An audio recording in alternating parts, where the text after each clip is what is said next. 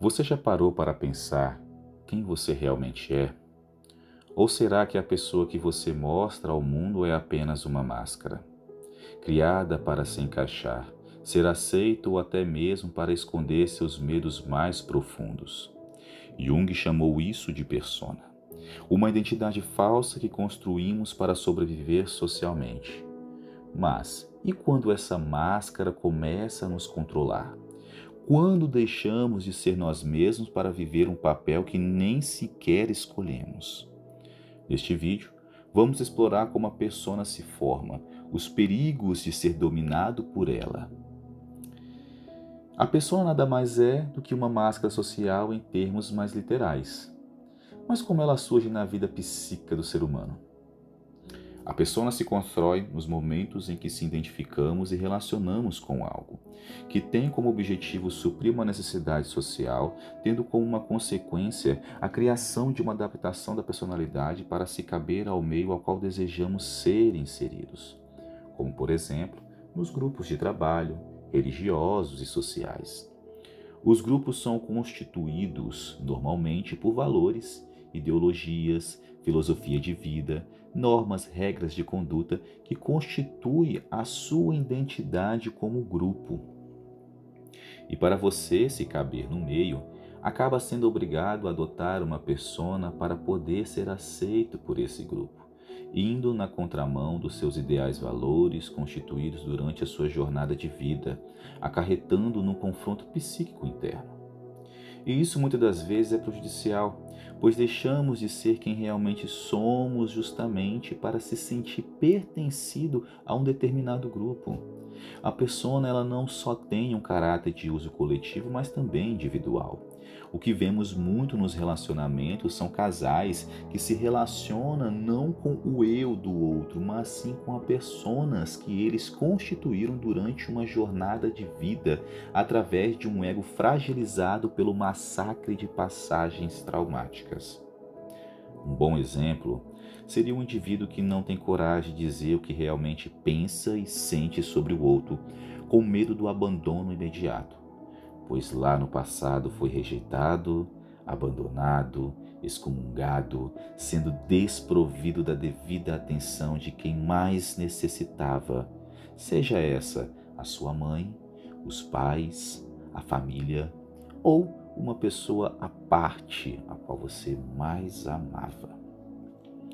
Outros reproduzem os mesmos comportamentos disfuncionais que um dia foi direcionada a você mesmo. Uma persona construída pelo outro e lhe dada de presente ao qual hoje você se identifica, usando de forma inconsciente, achando que isso agora faz parte da sua própria personalidade. É nítido, para um bom analista, ver o paciente relatar os seus sonhos e identificar a constituição da personalidade sombria recalcada no inconsciente e se constituindo como uma sombra. É como se o indivíduo visualizasse a sua verdadeira essência, medos, raiva, tristeza, comportamentos manifestados através do sonho. E quando acorda assustado e ofegante, pega a sua persona ao lado do criado mudo e se diz a si mesmo: foi só um sonho. Vemos homens com egos fragilizados usarem suas personas durante o dia, aonde seus supostos valores são Deus, pátria e família, mas à noite, quando Deus dorme, são os primeiros a se aventurar nas esquinas em busca de suprir seus desejos lascivos, que perante os dogmas religiosos a qual tanto defendem, são considerados sodômicos, se é o que me entende.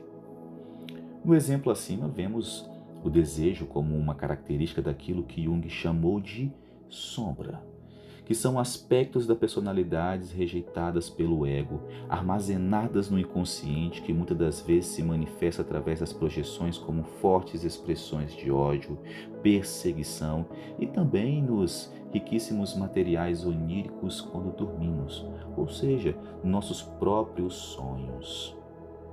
Mas isso fica para um outro vídeo. A persona, ela não é literalmente maligna, quando nós temos a total consciência da sua utilidade social. Quando o portador dessa persona a utiliza de forma consciente, temos uma ferramenta social de grande utilidade. Agora, quando somos usados por ela, perdemos a capacidade de manifestar nossa verdadeira essência. O ser humano que tem que utilizar a persona, e não a persona que deve usar o homem. Um grande exemplo disso é aquele membro que, nos momentos em família, só sabe falar de trabalho, política ou religião, causando uma má impressão e a rotulação de pessoa chata.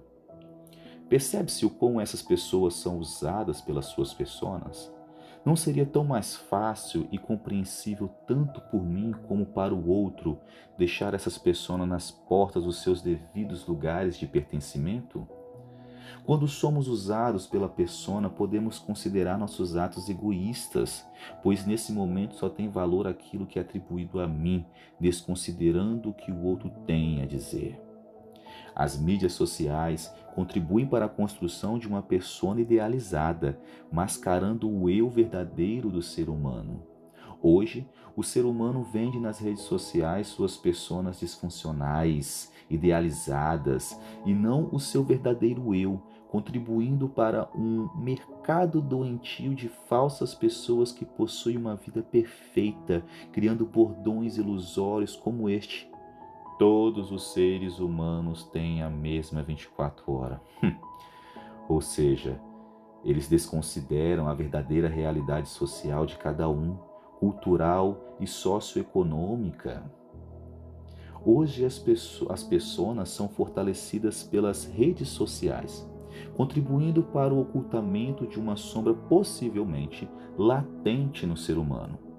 Óbvio que ninguém quer mostrar a sua escuridão, mas nada escapa da grande ribalta das páginas de fofoca. E como é de se esperar, os 1001 pedidos de desculpa pelas falas inconscientes travestidas de uma persona de pobre coitado. Perante as câmeras e holofotes demonstram ser quem não são com muito mais facilidade do que presentemente, pois se inibe dos fenômenos que poderiam surgir revelando um complexo sombrio de sua própria personalidade. Antigamente, os jovens se baseavam em revistas de modas, programas de TV, filmes e etc., atrás de um padrão de beleza idealizado, sonhos de grandeza e muito mais, se arriscando e comprometendo a própria vida para ser aceito e caber a um determinado meio, sem contar com o bullying como reforçador do comportamento destrutivo.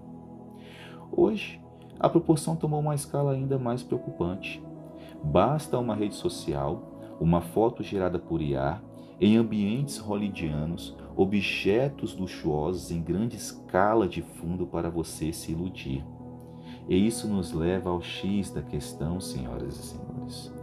Jovens e adultos que não têm consciência de si, pois quando você não tem consciência de quem você é, o outro acaba introjetando em sua psique suas próprias características manifestadas através de uma admiração e fanatismo doentio, ao ponto de copiar suas vestes, seus comportamentos, sua linguagem, filosofia de vida e etc, etc, etc.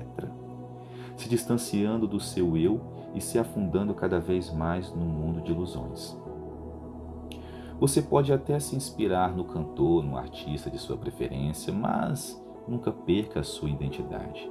Pois quando você constrói uma persona idealizada no seu ídolo, além de você se tornar uma cópia barata, o seu ídolo já tem o público dele. Você precisa construir o seu. Não seja a sombra dos outros, aprenda a ser a sua própria luz. Os jovens hoje não querem mais ter desafios de construir uma carreira. Eles não têm libido para trilhar a sua própria jornada e ser o herói de suas próprias histórias. Não querem ser advogados, médicos, juízes, bombeiros, professores. Eles querem ser influenciadores digitais. Muitos começam até mesmo a construir sua persona porque têm sua psique introjetada por influenciadores que não influenciam em nada de utilidade produtiva para o ser humano. Falsas promessas de engrandecimento onde o único ganhador é o divulgador, que lucra em cima das desgraças de vidas miseráveis, contribuindo com o adoecimento psíquico de um ser humano, acarretando consequências na dissolução de muitas famílias. E quando eles têm ainda a possibilidade de entender o esquema, se corrompem e se entregam à ditadura idealizada de sua persona maléfica. O privilégio de uma vida é se tornar quem você realmente é. Carl Gustav Jung. Se você conseguiu chegar até aqui, deixe seu gostei e me segue também nas redes sociais vizinhas para mais conteúdo como este. O nosso próximo encontro será com o confronto com a sombra. Aguardo todos vocês.